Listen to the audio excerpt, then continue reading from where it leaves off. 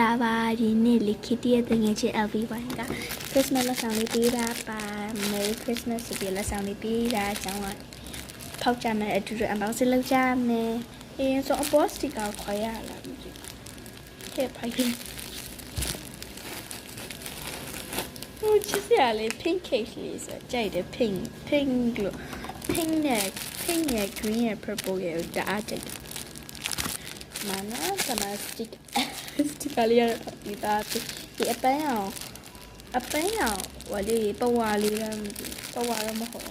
အကြီးပဲဘဝတော့တဲ့ဥစ္စာဒီချစ်စရာလေးဟိုချစ်စရာလေး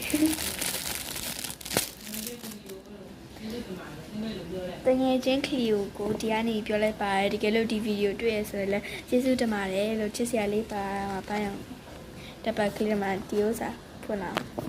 မနော်ပြန်ပြီးရတယ်အနည်းလေးတော်တော်မွေရတယ်မှာချစ်စရာလေး pink cake လေးတင်ထားမယ်တော့ဒီပန်းအောင်လေးချစ်စရာလေးရေကူးရပါသွားလဲဆိုရင်ဒီဥစ္စာအသုံးဝင်တယ်နောက်ပြီးရေကူးပြီးမှခေါင်းနေပါတော့ဖို့အင်ကြီးပါအမပတ်ဖို့